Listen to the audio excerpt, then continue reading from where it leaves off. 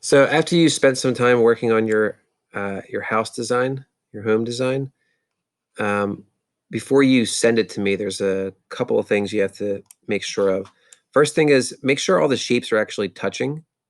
If any one of them are floating apart, if we get a chance to 3D print these this year, if they're not touching, they're not going to be touching when they print, and it'll fall apart. It's important to do this side view and go to orthographic so it flattens it, and just spin it like this a few times.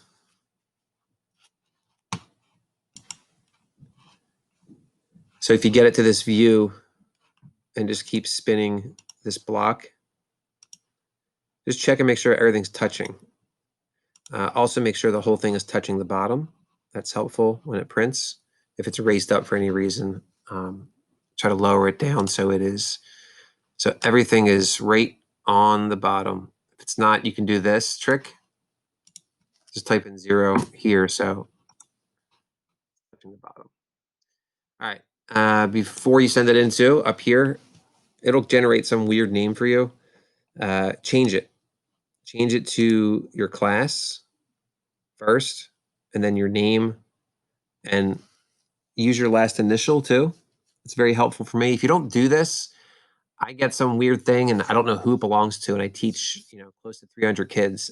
And it's going to be hard for me to figure out whose it is. So be sure to do this. Change this to your class and your name. All right. When you export it, my screen's going to look a little bit different because my Chromebook is a little bit different than yours. But essentially, when you hit this button here, export, you're going to want to choose this file type. It's called .stl. Make sure you choose this one. As soon as I hit it, it's going to automatically save it. For you, it'll most likely go to your Google Drive. So I'm going to hit this, and it downloads it over here for me. I think for you, it might come up over here in this corner, and it just magically goes straight to your Google Drive. It's there. For me, it goes right to my my downloads, so it's in a slightly different place. But now that I have it, I can submit this over Canvas. So here's an example of a 5th grade student. So here's the 5th grade specials over here. You would go to Art.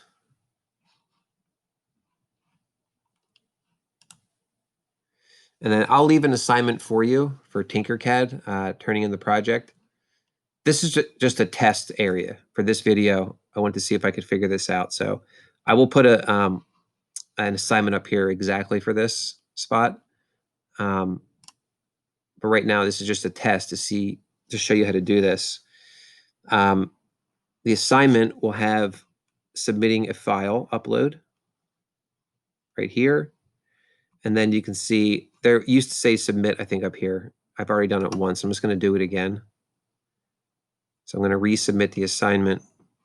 This pops up over here. So I'm interested to see how this looks on your end.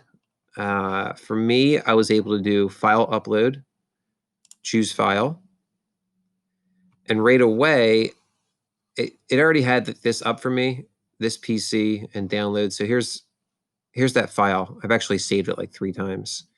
For you, you may have to go up here. I think on your Google Drive, it might say recents. That's probably the best category to go to because you just saved it. It might be under downloads since you just downloaded it too. One of those 2 spots, it's going to be in your Google Drive. And it should say exactly what you named it, and the file type should be .stl. So it's right there for me. You might have success over here. Mine doesn't go right to my Google Drive. So if you click on this, this might be successful for you as a student. We'll have to practice this in class. It might come up right away, right here. If not, this will work. So I'm going to choose file. Again, for me, it was the PC and downloads. For you, it's probably going to be recents or downloads. It'll be right around here on your computer.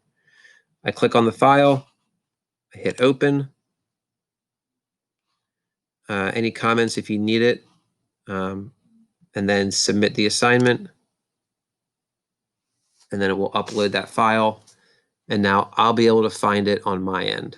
Hopefully this year we'll get a chance to print some of these out. All right.